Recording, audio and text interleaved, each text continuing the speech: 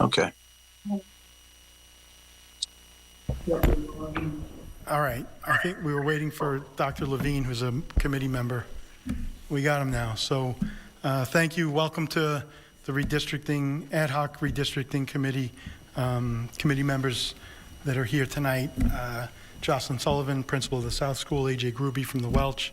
Mayor Betancourt is a ex officio, I think, member of the committee, but not a regular member. Dr. Vidala, Ryan Melville, Dr. Herbert Levine, myself, Jared Hockman, committee members that are now retired and not with us at the committee were Jackie Orfanos and Joanne Splain-Eager, and they won't be joining us tonight. So this is the 12th meeting of the redistricting ad hoc redistricting committee. Each of those meetings have been posted. Each of those meetings have been recorded. So there are minutes if you wish to go back and review them. I'd like to welcome to our committee tonight. We have some elected officials, including from the school committee, Beverly Ann Griffin Dunn, John Swanson, Joe Amico.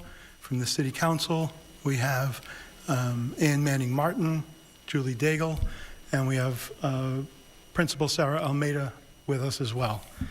So we're here tonight and we're going to go through a little overview as to what the committee's done, and then take up some matters, or actually a matter, I suspect.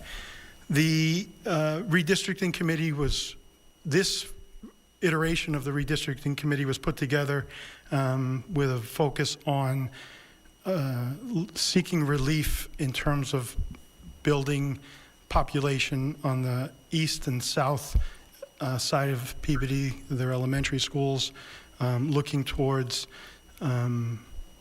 equity in class size, older buildings that needed some relief because they couldn't support the number of students that were attending those schools. And when we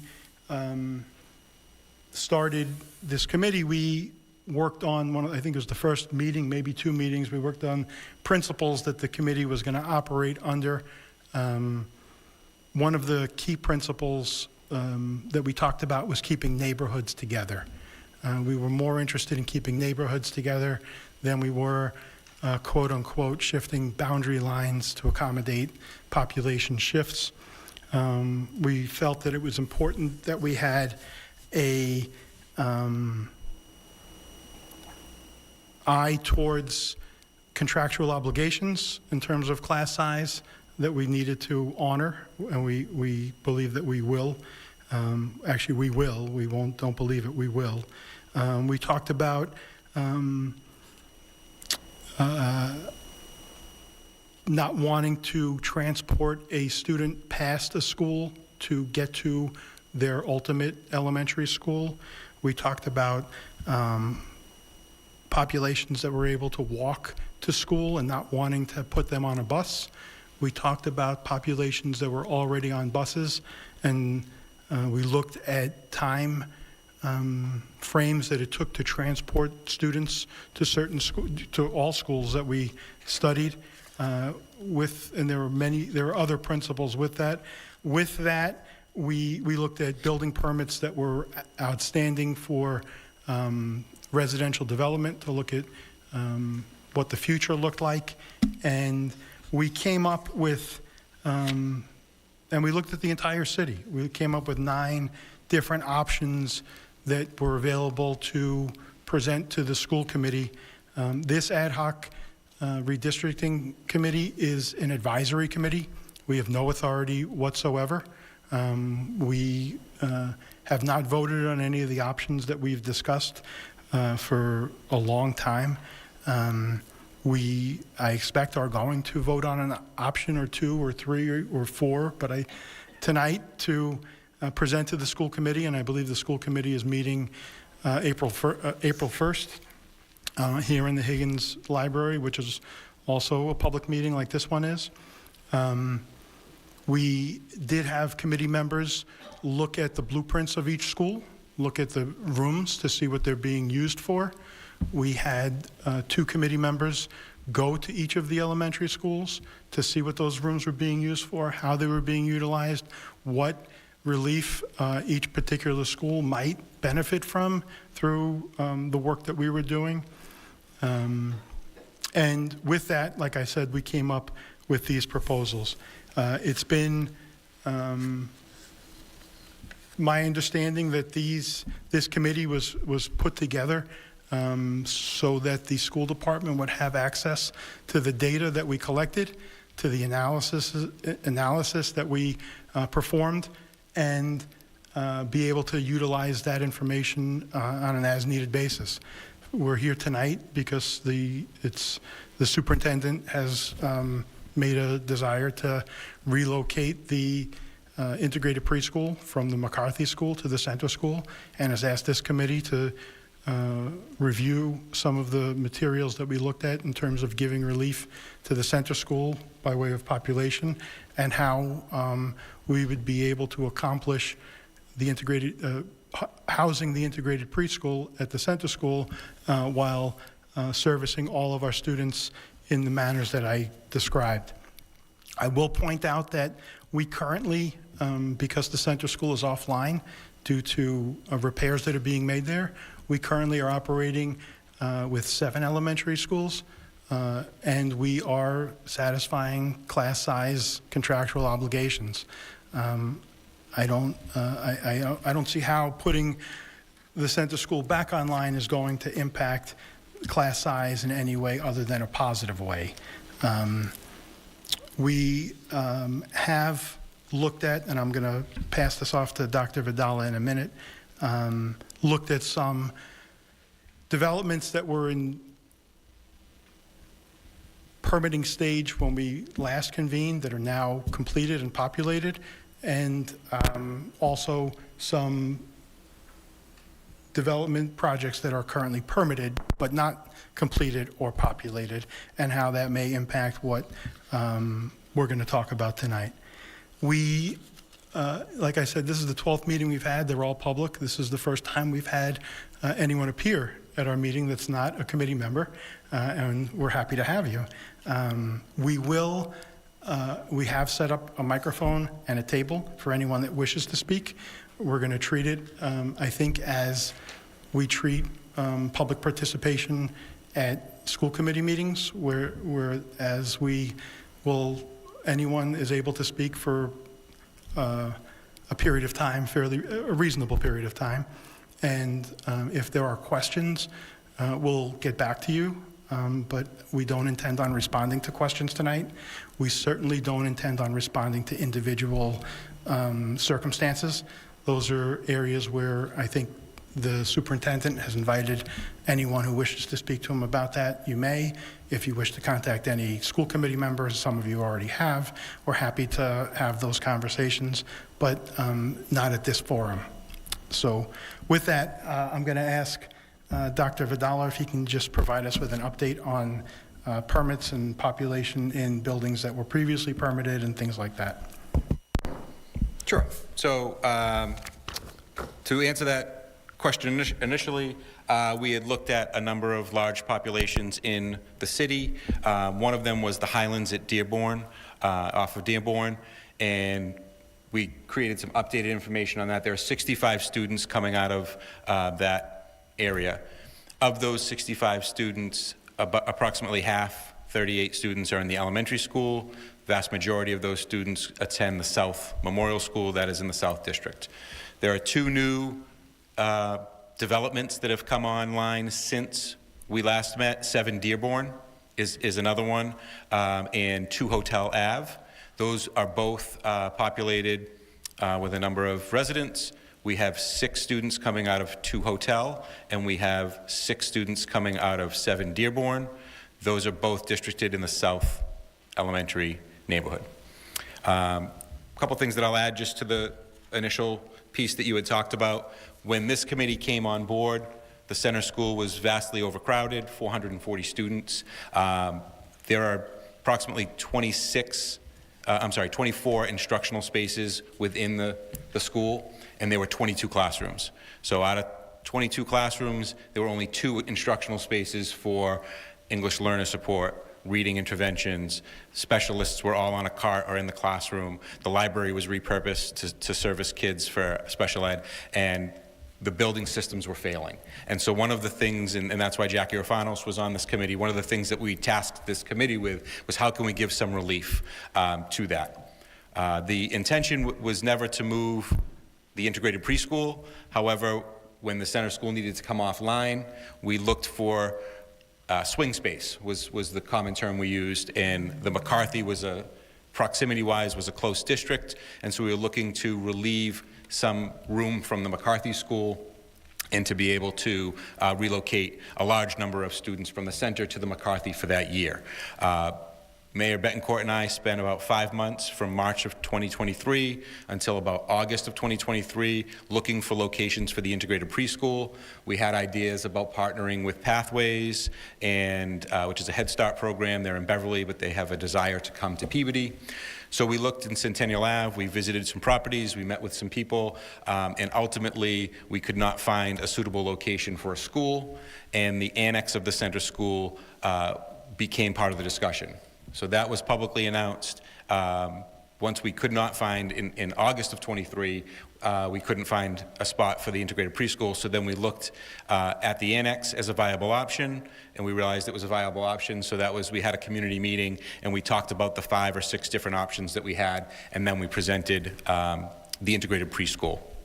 So although this wasn't the intent, it offered us quite a bit of options and an opportunity, because 75% of the current students live on this side of the city. They live in the Welch, South, Brown, Carroll, and Center school districts. I understand. I just want to frame, how we got here. I appreciate that. This committee isn't going to talk about or debate whether it's appropriate for the integrated preschool to be moved to the center school or not. I think that's your purview. You make a decision as to where programs are. We're just here to talk about how, if that's what your intent is, how we populate the center school or repopulate it so that it accommodates the integrated preschool. Thank you. I appreciate that. And so there's some context on the integrated preschool, which then allows the rest of the main building of the center school to be populated. Based on what we have seen, our desire is to basically create the footprint that the McCarthy School used to have, which is 12 homerooms, and then spaces for instructional staff and specials and things like that. So what we'd be looking at is to bring 2 classrooms per grade back to the center school, and then utilize the current McCarthy School for 3 classrooms per grade, which is the structure that it is right now. You want me to keep going? Thank you. So I think what I'd like to do is ask any committee members if they want to talk about work that they've done on this committee or anything else about why we're here tonight, and I'll then open it up to the public and ask them if they wish to say anything to us. So if you're Ms. Sullivan.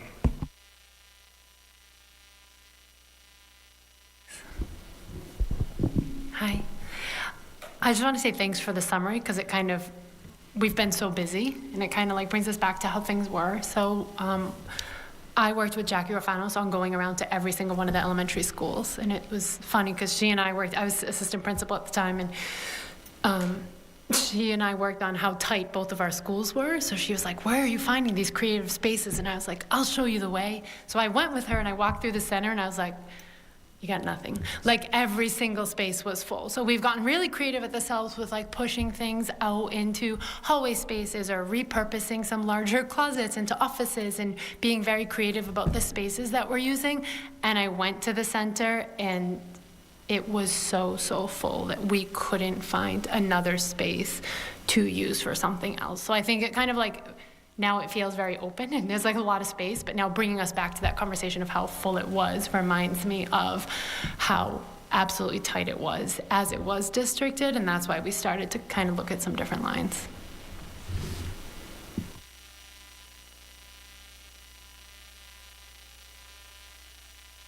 Thank you.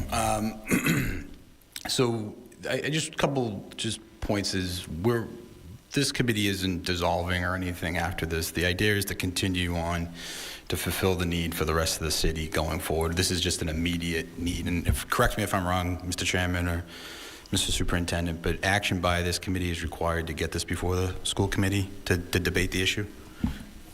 I don't know that it's required, but I mean, the purpose of this committee was to advise the school committee, and I think otherwise the school committee would be going through the process that we did, and since we already have, we're going to give them whatever information we have. That makes sense. And I think that's how this committee has operated from the start, that ultimately this would go before the elected officials tasked with the schools, that we were going to collect data and pass that along. And I think that's been done over the last few years. And obviously we're hamstrung with the Welch School project and the Center School project, with students at that time being transitioned throughout the city to accommodate those two large projects. So I just wanted to make, and just to confirm that this will go before, as Mr. Chairman had reiterated, that we are an advisory committee only, and any decisions would still have the availability of the public to comment on before those elected officials. So thank you. Thank you. Does Dr. Levine have his hand up, or is he okay? It's okay. All right, so now I'll open it up to anyone else that wishes to address the redistricting committee.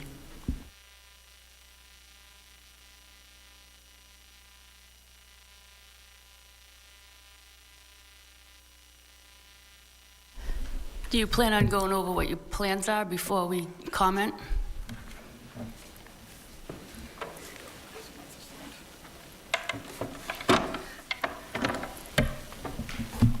Yeah, I guess, like I said, this is the first time we've had the public here, so we can take it up in that order if you prefer. Yeah, I think we yeah. want to hear what you're going to propose, and then we may have questions. Okay, so my thought was, once we propose it, we were going to vote on something, so I wanted to give you an opportunity to talk, but You I'll... vote here, or you vote at the... There'll be another, this is just an advisory vote. But you're not voting today on anything. We're voting today as to what to advise the school committee to proceed with in their school committee meeting. It's not binding. It's just a recommendation coming out of this subcommittee. So I'll talk to you about... So I guess one of my questions would be, we had 66 fourth graders last year at the center when it was open. I'm curious, with your redistricting, how many students per class would be in the initial proposal? So I think, as I said at the outset, I wasn't really looking to get into a question and answer session. I'm happy to listen to you and answer questions that you have through the superintendent or through myself. But I don't want to, we believe that I guess an answer is we believe that with the plan that we're going to propose, that there is sufficient space for 2 classes under contractual size. So you presented at the meeting last year a software that showed all the students in all the different areas. So I would like to know, based on what your proposal is going to be, what you anticipate based on initiating or telling people that the center's their home school, how many students that would be per class before anybody's school choiced? The district for that area. I would guess that this is a redistricting committee meeting. You would have those details in order to make Right. a vote for you to then go to the city council. So I guess that's why I'm wondering, maybe you should speak first, and then we could voice our concerns, because we have no idea what your proposals are. Sure. Or, that's one of my questions, is I would love to see the district, how many kids are supposed to, based on your software, how many kids in each grade, based on the center being their home school, and those Suchangs and over elsewhere. Thank you. Thank you. That's a great question. And so I want to thank Mr. Melville for reminding me as well. We used this information when we had to relocate 2 grades from the Welch School. And we did that based on geographic region, and we relocated the 4th and 5th grade from the Welch during the project. This was a little bit different. I know we talked about it during this process. Those students left, went to new elementary schools, and then graduated onto the Higgins. So nobody came back to the Welch. But we did use that process. So when we needed to close the center school, we used this information that we had in the software that you're referring to use the geographic region to create new one-year elementary schools, new neighborhood schools. And families got letters in October or November of 23 informing them that this would be your new neighborhood school for the school year 24-25, this current school year. And if you would like to choose to utilize open enrollment, we'll work with your family. But everybody was given a new neighborhood school. Based on that information, based on the conversations that we've had and the desire of people to come back and what they've stated to us, we looked at the different neighborhoods, and originally we had talked about west of 128 would possibly go to the McCarthy School. When we really dug in and we looked, we realized that from Sue Chang's east, so the Rolling Hills area and some of those students that live off of Lowell Street, would remain in the center school district. And what we would be proposing is Prospect to Lowell, that intersection where Sue Chang's is, everything west would remain at the the McCarthy School as a neighborhood school, with the option for those legacy families to return if they wanted to. In addition, we looked at the neighborhood that is on the other side of 114, the Loris Road Reynolds neighborhood as well, which is in close proximity to the Carroll School. That neighborhood right there was, for this school year, given letters that they would have their new neighborhood school would be the Carroll School. We would be proposing that remain at the Carroll School. However, anybody who has attended the center in the past would be able to come back to the center. Only one student from that neighborhood attended the Carroll School. The rest attended the West or the South, and those families would be able to have 3 options: remain at the South or the West, return to the center, or go to the Carroll. So, and we would schedule individual meetings with any of those families and say what works for your family, similar to what we did on the way out. If families wanted to come back in, we would do that. So, based on that information, what we would be looking at is the current 4th grade. What is currently being proposed would be 36 students at the center school, plus anybody that would want to return. We are looking at class size, because we know that school choice, there'll be kids coming back. But we're looking at class size in the 18 to 22 range in all of our schools within the proposal that we have, knowing that we have open seats available for anybody that wanted to school choice back. We have heard from some people that want to stay where they are. We're noting that down, and once the school committee takes a vote, we anticipate that next Wednesday, April 2nd, we would be able to send out notification to all the families with directions about, very similar to the same process we used as students left the center school, for students to return to the center school. You've been assigned this as a neighborhood school, and this is the process for you to return. So based on that, we have 3 areas that we would be looking at, really 2 areas that west of Sue Chang's and that 1 area over by DeSenza Jewelers. We'll be looking at providing them with a new neighborhood school, and of course, welcoming any families back to the center that would like to. So one of the principles that I didn't address at the beginning was that we wanted to impact current students within any elementary school that was affected as little as possible by affording them the opportunity to be quote-unquote grandfathered in through open enrollment, which is what Dr. Vidala is describing and honoring. The areas that I'm expecting to have voted on tonight are what Dr. Vidala identified, the Keys Drive and Essex Drive areas, moving from the homeschool from the center to the McCarthy, and the Tammy Reynolds and Loris neighborhood, moving from the center school to the Carroll School. Any students that are currently or were enrolled in the center school before the repairs that are currently taking place will have a priority in open enrollment, and it's my understanding from the administration will be welcomed back to the center school. So that's what we're looking to take up. So I don't know if that allows you to form questions now, but after those questions, I'm going to be asking committee members to make a motion on those 2 areas and then vote on it. Sure. Do you have the numbers on the proposed new center school area? How many in each grade is going to be in that, within the geographical, so the new area, Suchang's is gone, Forest Road and them, but how many students do you expect, based on enrollment, would fill that school? 2 classes per grade, how many in each? Are you asking how many students per grade are in the organic boundary that we would create, eliminating Keys Drive, Essex Drive, and the Loris How many in each grade? grade based on that new area, neighborhood area of center school? So I believe the number is approximately 220 students total, K to 6.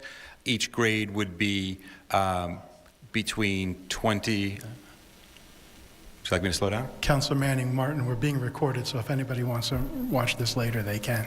You don't have to write so fast. So we're looking at approximately 220 students. And again, this changes because we have people who move in, people who move out. The class size would be 18 to 22 prior to open enrollment in every grade.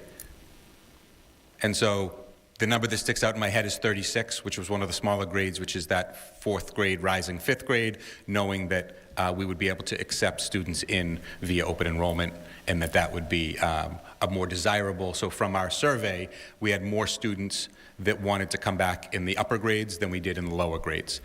So that made sense. Of the kids that wanted to come back who responded to our survey, there were only 6 or 7 students that were outside of the geographic boundaries that have already expressed interest that we would be able to honor back. So we do not believe that there is a large number of students that would negatively impact the class size.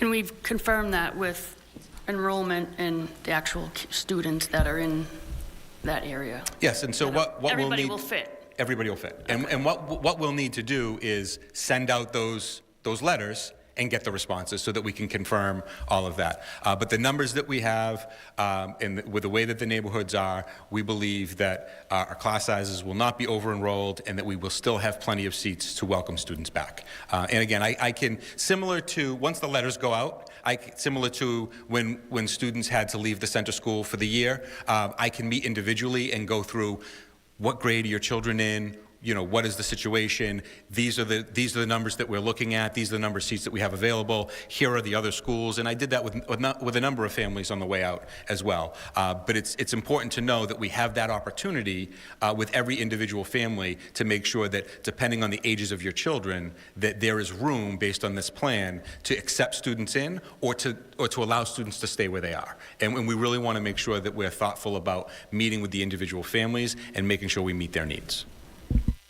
I would just hate to see there be like 1 or 2 higher than your limit, and then we can't go on the word that everybody can come back. I would just hate to see that. That's all I'm questioning. Thank you.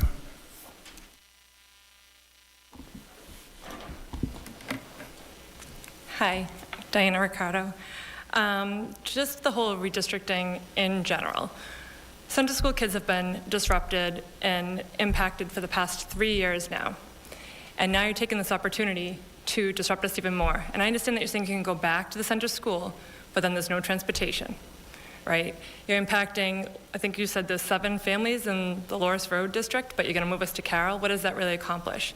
And then the preschool's moving from McCarthy School to Center just to move the Brooksby Farm kids to McCarthy. The way it is now, people have been misplaced, they've been displaced, right? Some are going to want to stay because they're sick of this. They're done. They're fine at the schools. They don't want to deal with this back and forth, the lack of information, everything that's going on. So they're going to stay where they're at because they don't want to move back and forth. Others want to go back. If you just let the school go back the way it was, you would probably have 3 classrooms per grade. Maybe less. You'd have room for your library, all your electives, and whatever else you have to get into the classroom. I just don't think it's fair that you're only impacting the center school kids once again when it's been the past 3 years. And I don't really understand what it accomplishes when the whole city needs to be redistricted. And I think there was a mention of 26 classrooms, and there'll be 12 in the main building. 2 classrooms per grade. What does that really give you for rooms? I guess maybe I'm doing the math wrong, but I don't understand where the kids are going to go and how that's all going to work. I guess I'm just confused at why we're prioritizing a preschool over K through 5 when you would probably have natural attrition to get the school to the level you want it at, along with all the other schools. So part of this purpose of this committee was to give relief to an old school that was failing. The center school is not capable of handling the population that would be there under the current geographic boundary. Ms. Sullivan described visiting the school and talked about every single inch of that building was utilized. I walked through that school myself. I saw the stage in the gymnasium, cafeteria, auditorium that had partitions on it because specialists were providing services to kids, not even in private space. It's a building that just wasn't intended to house as many kids as was there before the repairs started taking place. It's not capable of handling that many students. We're making some repairs to that building to keep it functioning, and that's really about the extent of it. It's not a major renovation like the Welch went through. It's not a new building. We're hoping that I'll speak for myself as a school committee member, I'm hoping that the repairs that take place in that building are going to be able to keep that building online until we finish the high school project and we get the MSBA to partner with us to get a new center school, because that's really what we need. The only comment I'm gonna make about the superintendent's decision to use the annex space for the integrated preschool is it's less taxing on the building. There's half-day programs. There's half of the kids in at different times. I don't even get a say on whether or not the superintendent is doing what's appropriate, but I will say publicly, I think he is. I think trying to get that building so that it lasts the 10 years or 11 years or 12 years that we're going to need it to be in a functioning elementary school if we want neighborhood elementary schools. The school committee has made it very clear, the mayor has made it very clear, we adore neighborhood elementary schools here in Peabody. It's something that we have strived to maintain. I was fearful when we started this committee that we were going to get a phone call any day from the building commissioner saying that the center school was going to be condemned. I've had those conversations with other school committee members. It was that deplorable. And it's a shame that it got to that point, but that's where it was. And thankfully now we're making some repairs to some of the mechanical, and areas that are necessary, and in the meantime, dressing it up a little bit with a little bit of paint. We're removing asbestos that was, potentially dangerous. The heat will function more appropriately. The lighting will be, where staff and kids and everyone else can see a little bit better, a lot better. The bathrooms are going to be functioning, with partitions in the bathrooms that allow for the appropriate, levels of privacy for people and people to be able to function in that building humanely. So I appreciate that this proposal that I'm going to ask to be voted on is going to impact families. And I get that you've been, center school families have been displaced. We're saying, and I hear the superintendent honoring, that your families won't be displaced, right? You're welcome back to the center school. If transportation is an issue, that's probably beyond the scope of this redistricting committee and the plans that we're going to put forward. I suspect that that's something that when these proposals get to the school committee for consideration, that aspect of it is something that we could probably, take up. But if I was sitting here today and asking for a vote saying, that anyone's child is not going to be welcome back to finish their elementary career at the center school, I would get it. But we're not saying that. And then, we have to give this building some relief.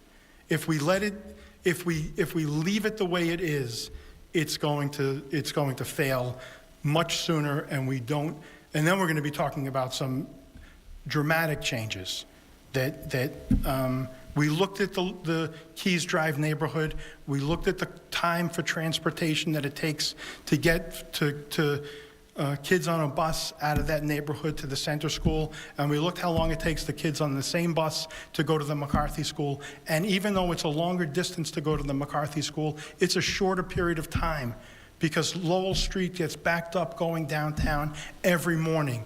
And these kids are on a bus for a longer period of time going from the Keys Drive, the Essex Drive neighborhood over to center school than they do going to the McCarthy school. So moving them to the McCarthy school helps kids. That's another thing that we were looking at. It makes the day that kids are away from their homes and their families a little bit shorter.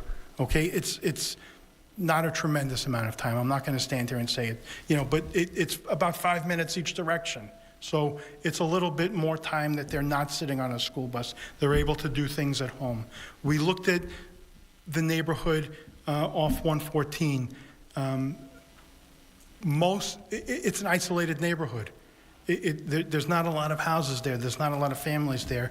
But the families that are closest to that neighborhood behind up on Buttonwood and Essex Square, Essex Drive, go to the Carroll already. I mean, the thought was that we would unify that part of 114 so that your kids that live in those neighborhoods would be able to, whether it's play dates or socialize or just be able to become part of that bigger neighborhood that's closest to you. We looked and saw that there's a playground in your neighborhood and thought that that might be an avenue by which kids would be able to come together and be able to socialize too. So I don't know that I appreciate what you're telling us, and I don't think anything that we're going to come up with is going to satisfy the neighborhoods affected, and we appreciate that. We understand that this is a difficult issue and an emotional issue, but when we look at it, we're not looking at it to impact or harm anybody. We're looking at it to be able to look at a school that was taxed, overtaxed, overused, deteriorating, and we don't want to see that happen again. So So if there's 220 kids going back, K through 5, how many preschoolers are there? This year, there are 140 preschoolers enrolled. The majority of those students are there 50% of the day. Okay, so 360. So if you didn't redistrict and you just went through natural attrition, you'd probably have the numbers you want. You guys keep preaching neighborhood schools, and that's what we all want, but you've broken up our community. You did it 3 years ago, 2 years ago, and now you're doing it again. And that's the point. And I understand that you need to redistrict at some point, and it hasn't been done in how many years because it's disruptive, it's impactful. Families don't want to go through it. But you've already disrupted center school kids, and now it's like, oh, well, let's just keep doing it because they're already in it, so who cares? And that's how it feels. This whole process, we felt completely disregarded and felt like nobody cares. And I'm sorry, that's the truth. That's how we feel. And respectfully, I don't understand this plan. It's upsetting to all of us, but I know that we're not going to get answers, so. Well, I can tell you, if you feel that your voice isn't heard and that you're about what's happening to the center school because of a disruption or a change in the programming, and that you feel that there wasn't adequate communication or whatever you're feeling, I think that's an issue to take up with the school committee. This redistricting committee has been open and public for 12 meetings. We've posted, we've had an online presence. You'll go back if you want to see videos. We've made it available. I can't tell you that we've been transparent. We've been through the buildings. We've talked to staff members. We've put plans together, and I don't know how much more transparent we could have been as a redistricting committee. And if you feel that we didn't listen to you, I'd like to understand that, maybe at another time, or now if you want to. You know what I mean. This is redistricting. Like, parents aren't seeking out to go to redistricting meetings. We don't know about that. There's no communication about that. So this is a forum here because we were notified about this because of everything else that's going on. So you know the broader issues that I'm talking about. So I'm just letting this committee understand why we're upset about the redistricting and to just think about what it's doing and what does it really accomplish. And I know it's not going to change anything, but I just want to speak for the parents that are being impacted. And I appreciate that. And if I could just respond as well.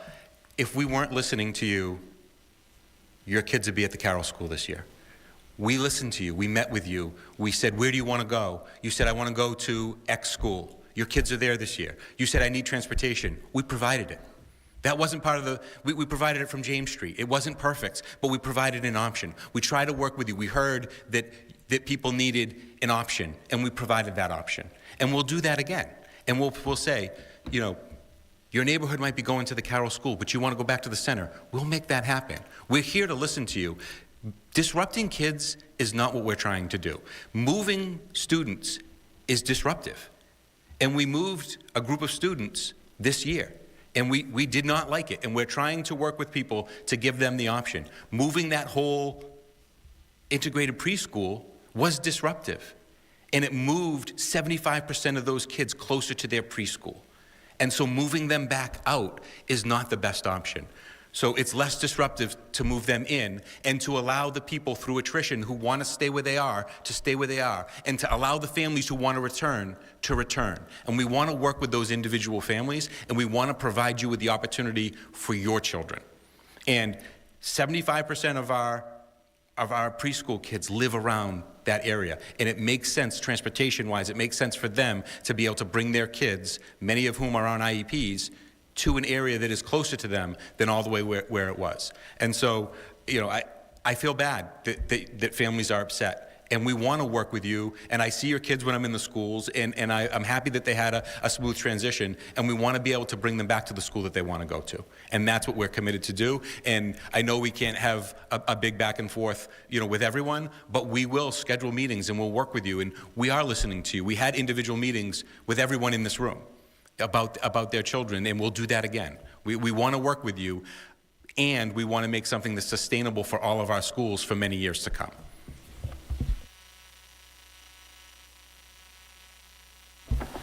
Hi, Marcy Ruggiero. I want to say that while we're here tonight, you have made it clear that you're not answering most of the questions that we have. You don't have the figures, some of them, available that we want, that Susan's asking, based on with the redistricting and with not. My son is on a bus now that goes to McCarthy. He is on a highway in the morning, traveling at speeds of 55. And in the afternoon, the bus doesn't return until sometimes 3:45. And this could be a Healy issue, which I've brought to their attention on many occasions. We have one particular bus driver who is irate at her route, and she's made it very loud to the parents that based on her Higgins drop, and then she has to go across the city to pick up our McCarthy kids, Waiting in bus lines at dismissal time has been very hard for our kids because then they're on the bus for another 30 minutes.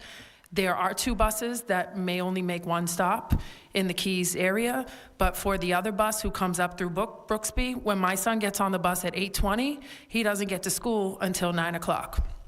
That's a long commute for him. I can't agree that it was better, or I have to say that it was much better when he went up Lowell in traffic to just go to Center. On the nice days, believe it or not, he still can ride his bike in his older grade. He can't ride his bike to McCarthy. So it has been disruptive, and I know some of this information you might not want to answer, but this is what is, in my opinion, should be considered when you're making this vote. And I understand there's been a lot of promises that we're going to work with the families. Based on my role as the vice president of the PTO formerly at Center and now at McCarthy, Susan and I took on that role together. We are hearing from that 4th grade population that's coming back into 5th grade. We have at least, I can name 15 people at least that are interested in coming back, if not more, that are now being redistricted for McCarthy. So as Susan has expressed many times, our concern is if this incoming 5th grade or returning 5th grade gets to be these high numbers, who is gonna be sacrificed? How, are we just gonna say, okay, well, if you're willing to take the second choice, then that's where you're gonna go. We wanna work with everyone too. I didn't know these meetings were taking place. Susan was part of the committee. There was a committee, like a rebuilding committee, if I'm not mistaken. And then there was kind of mixed communication with that too. So I just, in saying this, yes, we're very passionate, we're upset. We all want the best, and I've said it in the last meeting too, we don't want to complicate the process, but I feel like it's a little cold to say, well, you're here, but we're not going to answer your questions. That hurts to hear that because this is affecting our babies. So, and luckily I only have 1 more year. I have a 5th grader, so he'll be here in 2 years. But for this last year, it was not an easy transition to McCarthy. It was not. And there's been a lot of issues going over to McCarthy. It was not a warm welcome, and they've tried. Everyone's tried their best, but it wasn't. So that's just my angle too. Marcy, thank you, and thank you for calling me out on something that I regret saying. And yes, you are here because for reasons that are appropriate and important to you and important to us. And I think we've been trying to answer the questions, even though I did say that we wouldn't. And I shouldn't have said that. Yeah, because I thank you all for taking time out of your schedules and your lives and your families to come here tonight and talk to us. And we should continue the conversation because, like I said, what we vote on tonight is merely advisory, and we'll take it up at the school committee meeting, and there'll be some time between now and then. And I've spoken to most of you, I think, individually. I'd like to hear from whoever hasn't spoken to me and be able to further answer questions. But I think, Susan, we did answer questions that you had. And if there are others and we can't answer them, we'll get back to you. If you do have other questions and we can answer them tonight, I think we'll try to. Thank you. And also, just to clarify, the reason we weren't here before is because we were still in the center zone. After this meeting, we're not in the center zone. And this is why it's like, whoa, we didn't know we were now not in the center zone. That's, again, it's like, oh, we're going to reopen and everyone comes back. Again, no idea the preschool was staying, so we just thought it was going to be business as usual. And this is where some of the frustration has lied, because things have transpired behind the scenes, or things have transpired that we just didn't realize, and didn't realize this night was going to come where it could impact us, where we're out of the zone now. So I think that's why we're here. Again, just to reiterate, you're still in the zone. You're still welcome back to the center school.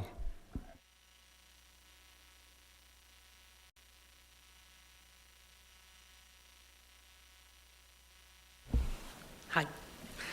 Beverly Griffin, school committee member. A couple of things. First, you guys may not have looked at your email yet. Our April 1st meeting was canceled.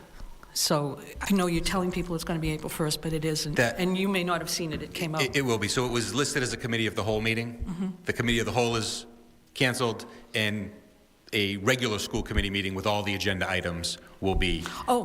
posted. Oh, So good. still same time, still same place. Just It a was regular meeting. so Mayor Betancourt had mentioned last night that it was a regular school committee meeting. Mm-hmm. We had inadvertently posted it as a committee of the whole, so we're going to reschedule the April 8th meeting to April 1st. So same time, April 1st, 7 o'clock in the Higgins Library. It'll be a regular school committee meeting with a full agenda. Oh, good, thank you. Okay, I'm glad that's cleared up.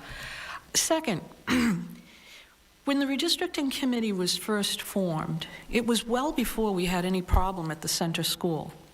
It was formed to look at redistricting in the whole city. And then it has obviously changed and been concentrating on the issue with the center school. My question is, you said you had 12 meetings. Were all 12 dedicated to redistricting the center school, or is that 12 meetings over the course of the redistricting subcommittee from the time it was appointed by the mayor until now? We looked at the entire city in those 12 meetings. Okay, all right. Now, this problem with the center school started in January of 2023. That was when the pipe burst in room 10, is it room The center 101? school was overcrowded. There were 440 students, and it was overcrowded. That was part of our discussion in 2020, was that the But- center school was overcrowded. The mechanical issues expedited this process in January of 23, so the building failure happened around then. But the problem of overcrowding has been here since I've been the superintendent. Okay, I agree. And that because predates me. Some of our schools, Yes. not just the center, were overcrowded or reaching capacity, which is why we needed to redistrict the full city. Right, the overcrowding was why we had started. The building failure happened afterwards, and this information was used with the Welch and with this. But the reason why we started was because of overcrowding. Okay, in the whole city. And that committee was formed by you, Mayor Betancourt, either 4 or 5 years ago, well before the mechanical failure at the center school, because the mechanical failure that generated this change in the building occurred January of 2023. No, that was the ultimate failure.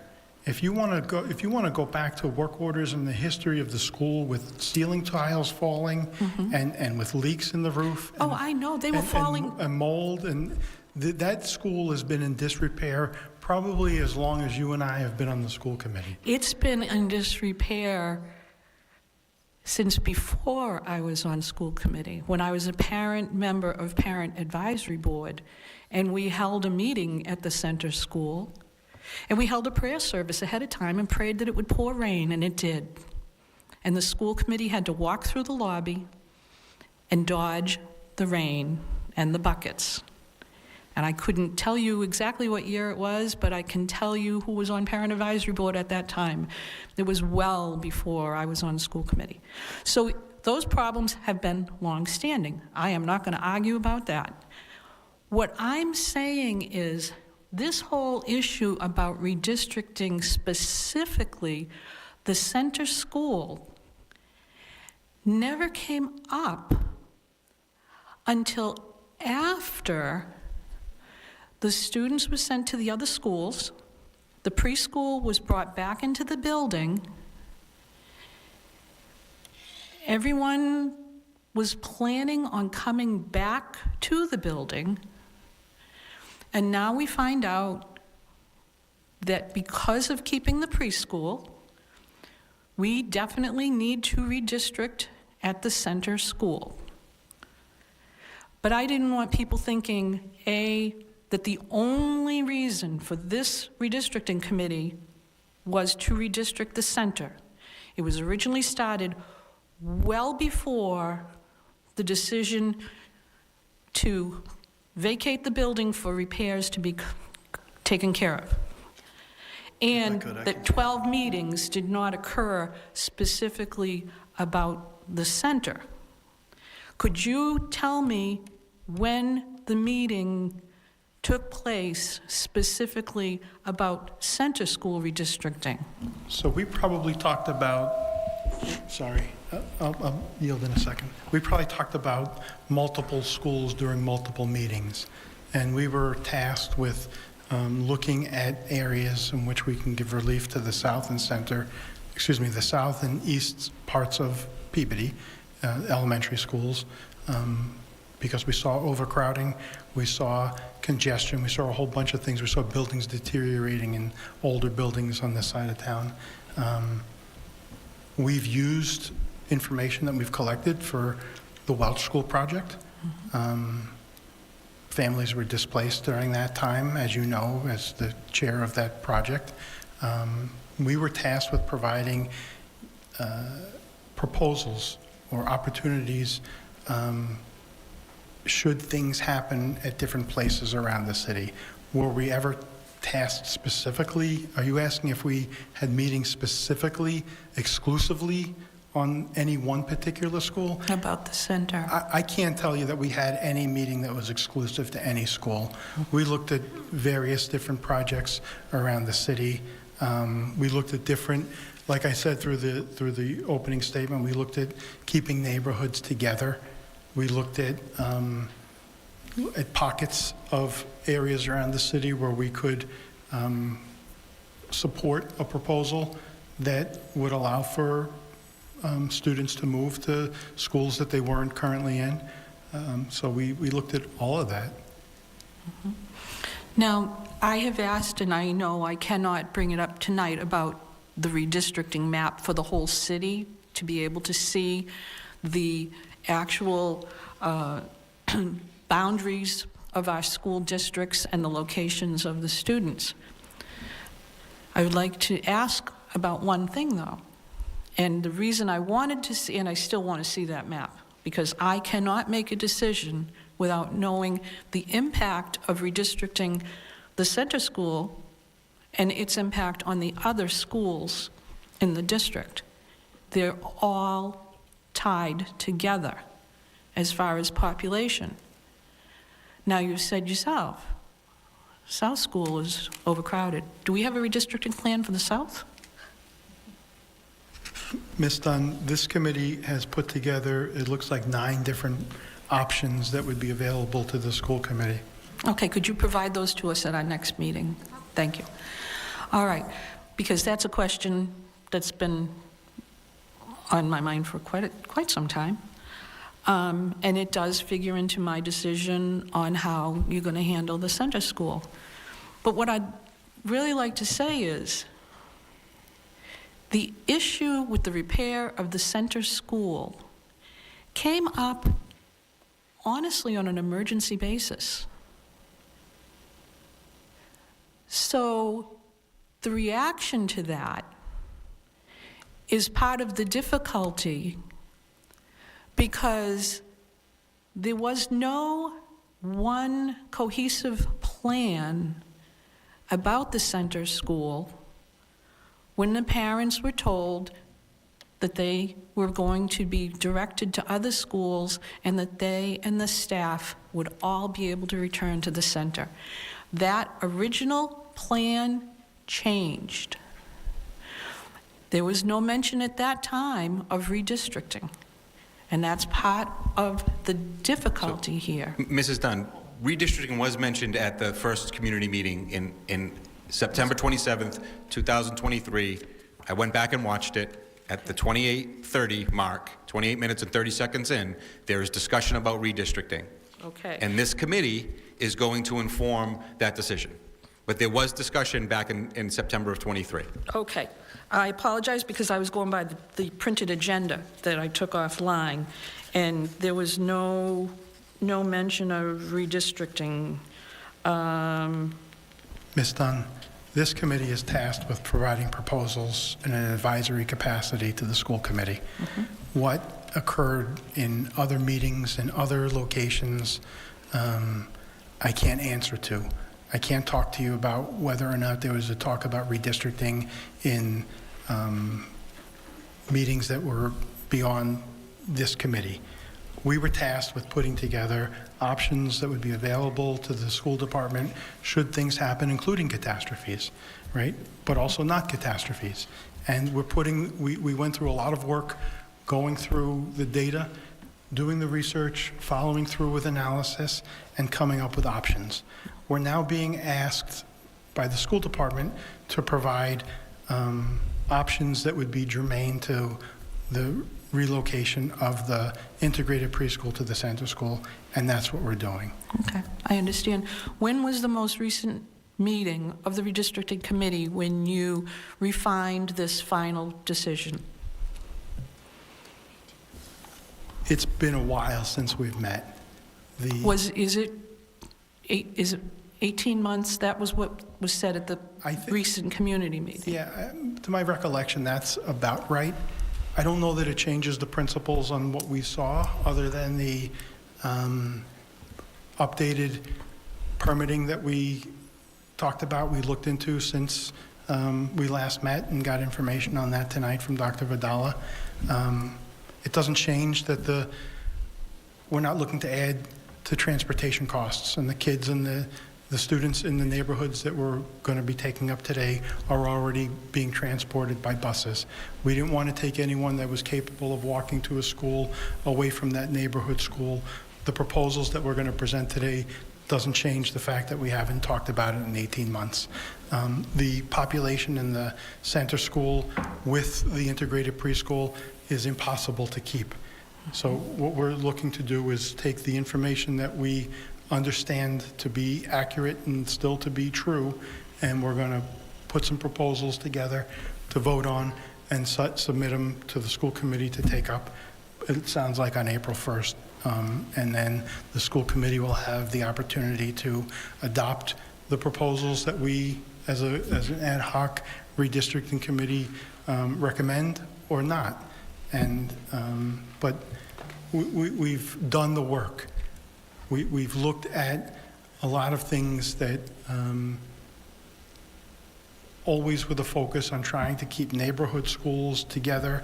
And when we impacted kids by asking them to go to a different organic school, elementary school, to keep those neighborhoods together. We're not looking to divide the Keys Drive by streets and having one half of them go to the center school and one half of them go to the McCarthy School. I personally think that would be cruel. We're trying to keep neighborhoods together, and the neighborhoods that we've identified with the research that we've done seem to be, although dissatisfactory to some people, they seem to be logical.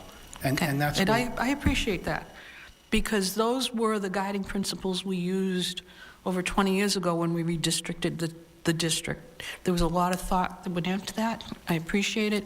No student shall be driven past another school to get to their school. People in neighborhoods will be kept together. There was discussion about what to do about students who were already on a bus.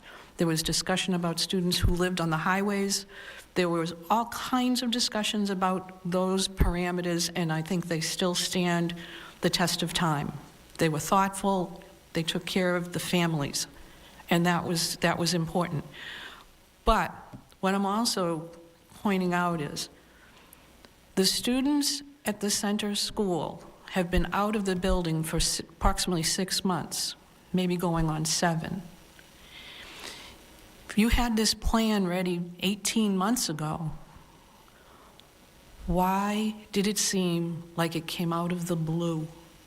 And that's part of the issue. And last week, the fact that parents were told they were being redistricted out and they needed to make a decision of where they were going to place their child, because we needed to be able to figure this out of who's going to go where. I personally don't think that was fair.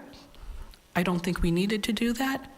I think we need to have a rational deadline for all of the placement of the center school students, to give the families time to make a decision. It's a hard decision.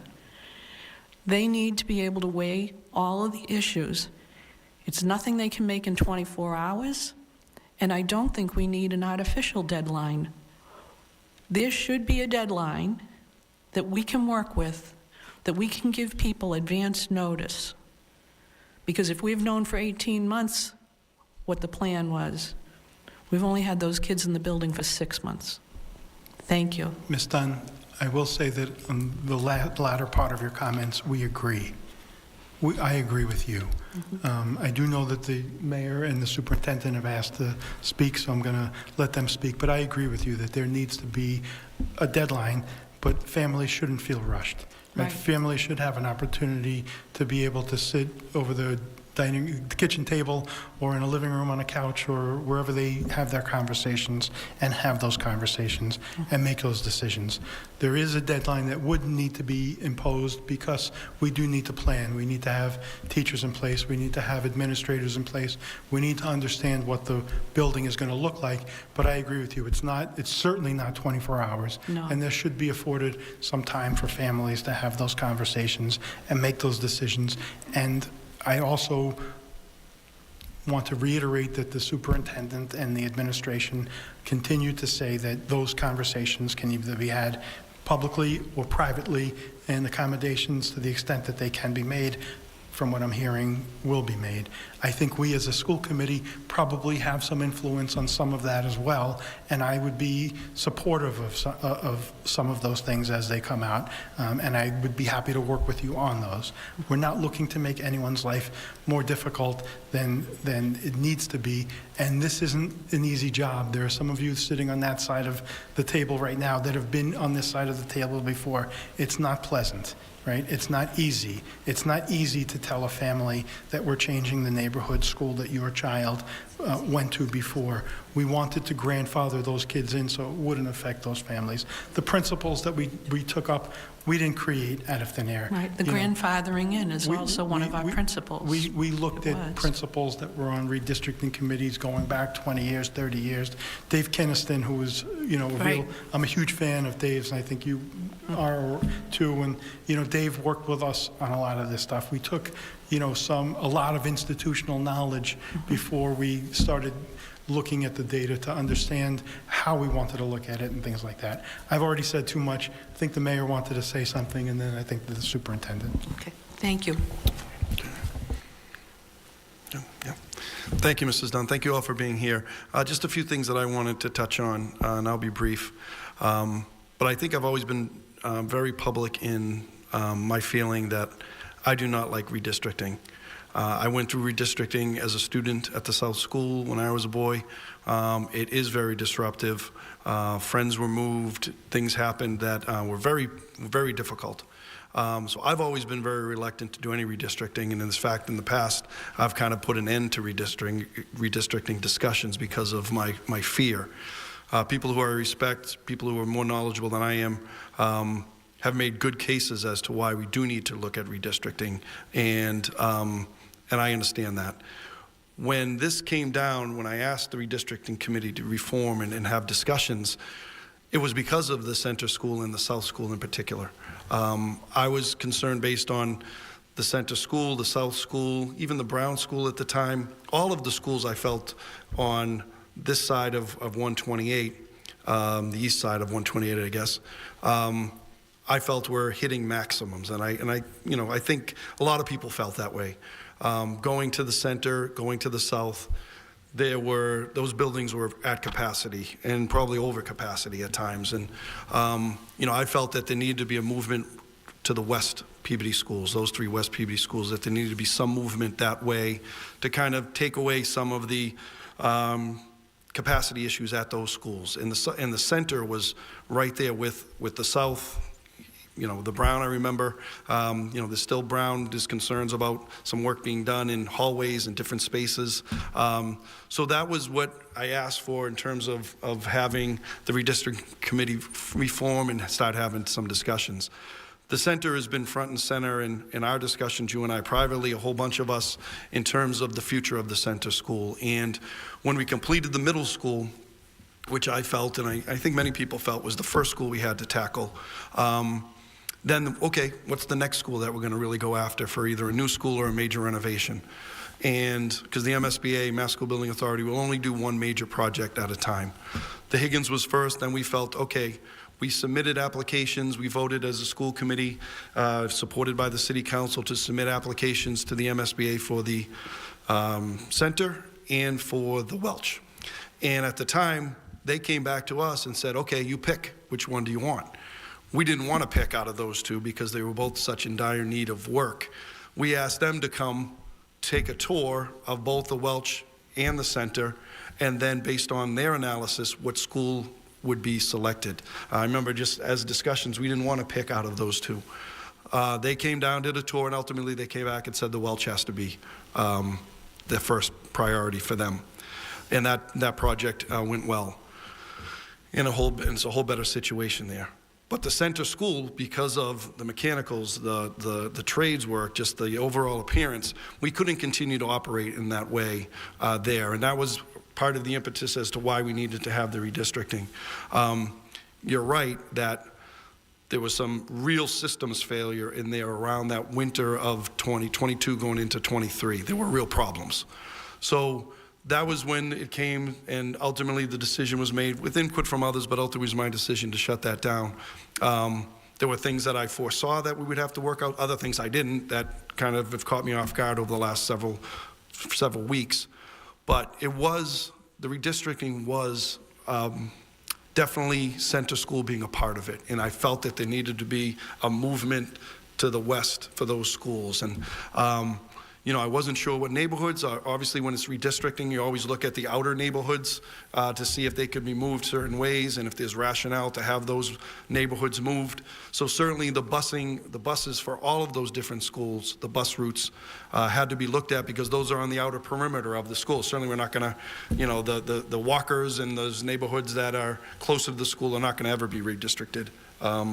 But you know, so you obviously look at those different schools that are on the outer perimeter. So there wasn't, you know, it wasn't specific to the center, but the center was part of it, definitely, in terms of what needed to be reviewed and things. So these are tough things, certainly. I agree that parents have to have time to think this through because these are not easy decisions. I got to imagine, again, remembering when I was a boy, they're painful decisions for families to make. And so that's what has always made me a little nervous. But I want to be very clear about something, and I hope this takes a little pressure off some people in terms of their decision. But I am publicly committed to this, and I don't want there to be any confusion.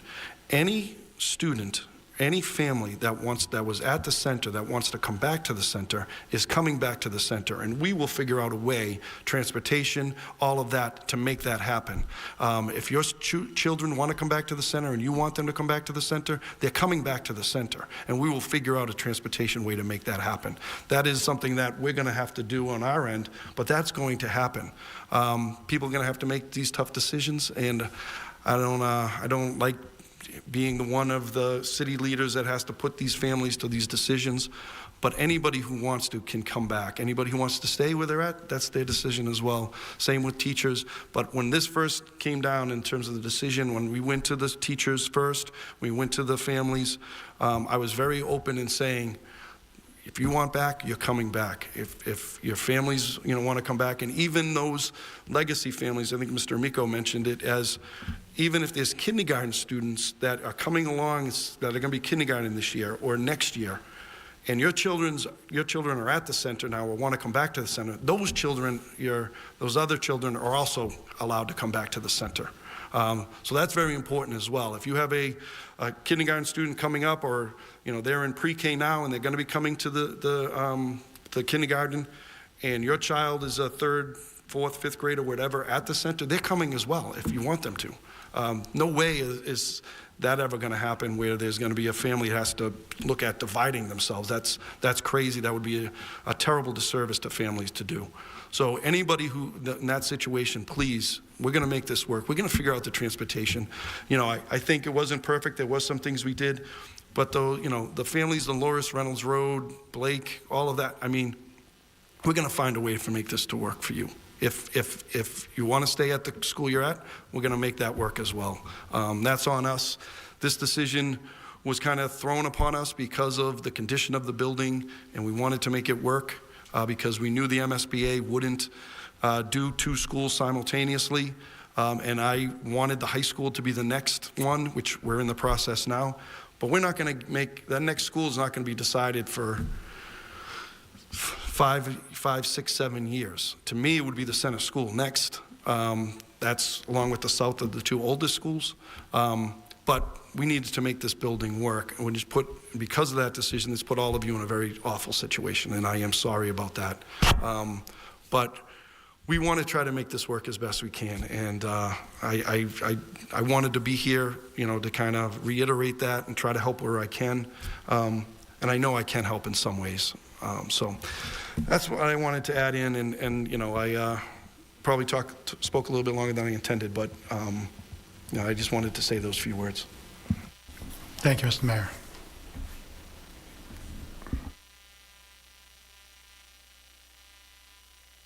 Thank you, and thank you to this group for all your hard work. Joe Amico, School Committee, Ms. Green, Ms. Ricardo, Petrodellis, and Ms. Ruggiero. You have my word.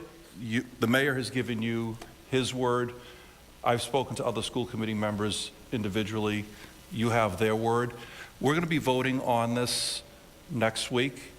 But there will be some conditions in place on the redistricting. You have our word that if you want to bring your kids back to the center, they're there. Okay? If you have a kindergartner that wants to go there, they're there. So this is difficult. I'm a center school parent as well, because once you are, you always are. 14 years ago, I walked into that building. It was raining, and I took 3 steps in. I saw a barrel, and I almost went into the barrel because I slipped. So I know the pain of the center school, and I'm going to be totally honest here. That was one of the reasons why I got involved and wanted to become part of the Peabody School Committee, because this building was a disaster.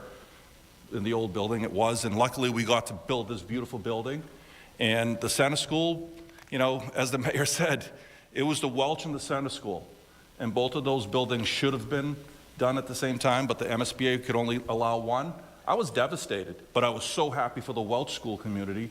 But internally, for my neighborhood and all the kids that were going to go to the center, I said, there's no way this building is going to last 14 years. And, someone mentioned it earlier, one of the reasons why we have to do this is because this has to last us another 8 to 10 years. If the center school doesn't last us 8 to 10 years, I don't know what we're going to do, because then we're going to have to move 350 kids. So that's why I think we do need some relief. But you have my word. I know you have the word of other school committee members. You're going to the center school next year if you want to go there. If you don't want to go to the center school and you want to go to the school that you're at now, we'll make it happen. I mean, that's all we can give you as elected official is our word. And I empathize with you, and I feel so terrible for you, because the center school was an incredible place for my kids and our family to meet so many people and to enjoy that educational experience. And there has been a gap in education, and I don't know if many of you know, but I am a teacher, and I know how difficult it is to have students in class when they have a gap in education. And I know your kids are going through this now, but you have my word.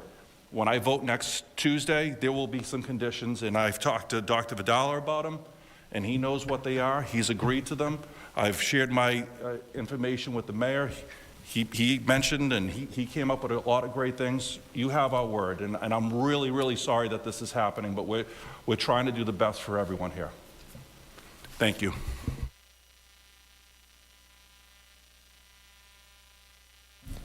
Is there anyone else in the audience that would like to speak?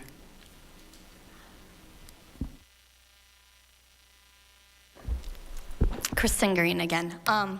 So just because it's not just us here, for parents that kind of always come to these meetings lately, but several people watching. And I think this is a very hard decision on many families for relocating, being redistricted, and coming back to center. And almost every single family I have talked to lately is confused and unsure of what they want to do. So I think we need some clarity on a few items, and this goes back to your committee, not so much the broader school committee of the redistricting, is knowing the population of these schools. Because, and I know there's a guarantee, like for example, our neighborhood, that we are guaranteed a spot at center, but our neighborhood is going to be relocated at the Carroll. I thought that the population there was 700 and something children. That's a huge, no? What is the population there? That, if you can clarify, please. 660, I believe. 660? Well, then you're adding I'll on. look up the number. So we would be returning some kids who live in the current center school neighborhood that go there this year. Will be coming back. So the enrollment next year at the Carroll will be less than it is this year. So this year it's 660. And then McCarthy, because I've also heard that's very overcrowded. McCarthy will also be reduced because students will be returning to the center school.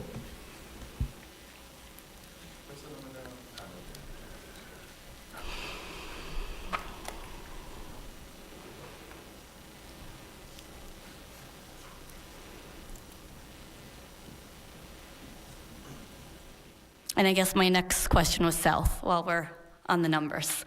And right now, currently, our children go to South, and that is definitely overcrowded. So again, another consideration is, if we chose to stay at South, would our other children be affected a couple of years later and asked to relocate? So this isn't just affecting center school, this is affecting, I think as Beverly was trying to say, the whole district. Yep. So when we relocated the center school, the majority of kids went to South, McCarthy, and Carroll. So those schools all have more students than they will next year. But the current enrollment, as of today, McCarthy has 373, South has 511, and Carroll has 664. Do you have all the elementary school numbers? I do. How about, I'll go right down. West, Okay. 289. That includes 41 pre-K kids. Burke, 291. Brown, 376. Of the 511 at the South School, 72 are in Pasos. And there's 422 students at the Welch School. That's the 7 elementary schools that we have. And so students who were relocated, 220 of them will be pulled out of those schools to be neighborhood center school kids, reducing each of those schools by a portion. And then, so the roughly 2,800 elementary students that we have will be divided into 8 buildings instead of 7. okay. So I included pre-K just because that's how these enrollment numbers are. But West has 41 pre-K, Carroll has 19 pre-K. There's a Pasos Classic Carroll, and there's 72 students in the Pasos program at the South. Okay. So that was my first question. Then the other one was, and then I guess going back to the broader picture of this redistricting, I think it's important for everyone to understand the next steps, because we don't want other families to go through this. So for example, if the South is going to be the next target, we need to address that to everyone sooner than, 6 months before they're going back to school. So if we can keep that in mind, because this is a redistricting meeting, committee, this should be an ongoing effort. Like we kind of mentioned before, we were never in need to attend because we were never in the picture of the scope of what was going on. But now that we're in the scope of what's going on in the zones, it is a concern, and it is a large city, and the population is increasing, and it's not going to stop. And a lot of people have made comments about, traffic patterns, and they're bad everywhere, but it's just going to be worse. So I think all these bigger picture items need to be kind of looked at and thought about for these schools, and again, just the next steps of where we're going to be heading.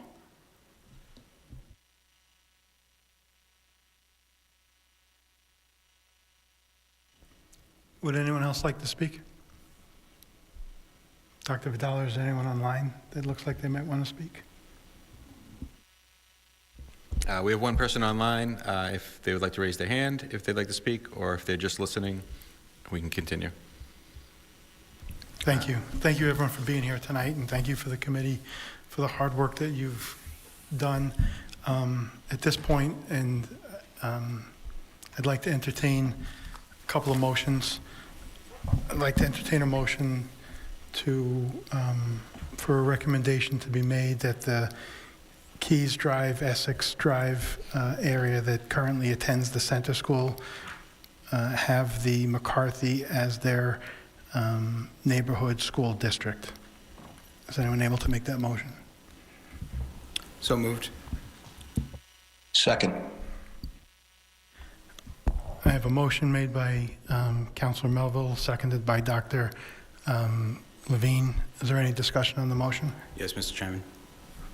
Councilor Melville? Yeah, just because I figure that the votes will, this is an opportunity. I want to thank everybody for being here tonight.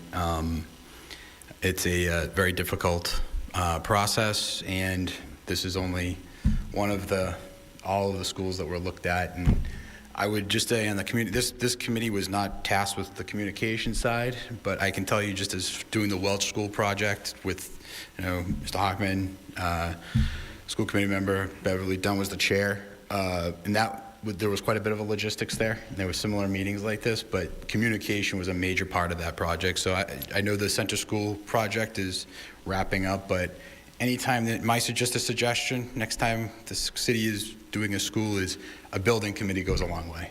That would help on the communication side. I did a lot of the communication at the Welch School area with parents who, there was some frustration, but they understood what was going on. So, I'm going to be supporting this evening because, and I'm taking Dr. Vidal and the mayor at their word that they will assist not just the parents that are here, but the parents that are also impacted that aren't here tonight. Maybe they're working, they have other things going on. So I'm going to take the superintendent and the mayor at their word on that, and members of the school committee that spoke as well on this. So I'll be supporting it with under those conditions. Thank you.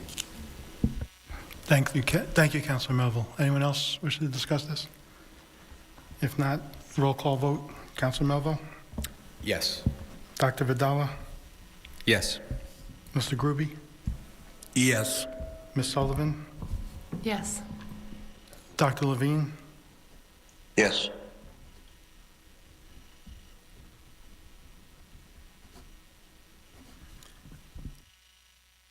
So the motion carries. I'd like to ask for a motion to be made with the recommendation to the school committee that the Tammy Road Reynolds Loris neighborhood that currently has the center as its home district have the Carroll School as their home district moving forward. So moved, Mr. Chairman. Thank you, Mr. Melville. Second. So we have a motion made by Councilor Melville, seconded by Dr. Levine. Is there any discussion on this motion? Seeing none, roll call vote. Councilor Melville? Yes. Dr. Vidala? Yes. Mr. Gruby? Yes. Ms. Sullivan? Yes. Dr. Levine? Yes. Motion carries. Dr. Vidala? Thank you. And I would just like to say, in one request from our school committee members who have been here, our city councilors who are here, and our parents, this is just a recommendation to the school committee. We will be presenting to the school committee on Tuesday. I would like to just request that if there is information that you would like to submit prior to, we can prepare that. So I know you've talked about the detailed numbers. We can bring that next week to the meeting and present that. So if there's anything at all, I know there's a bunch of questions that you've asked and things like that, that would help for people to make that decision on Tuesday, which would be the official vote, and we can also talk about the process that will be coming after that. So if anybody has questions or data or anything that they would like to see presented, please get that to me by Friday so I can have that prepared for Tuesday night's meeting. I would be happy to do that. I'm also happy to meet individually with people, and please know that the process, there are no deadlines. You can make a decision on your deadline. We'll put a recommended couple weeks to get some answers and to have those meetings, but you can always change your mind, and there are no deadlines. Thank you. I'll entertain a motion to adjourn. So moved, Mr. Chairman. Thank you.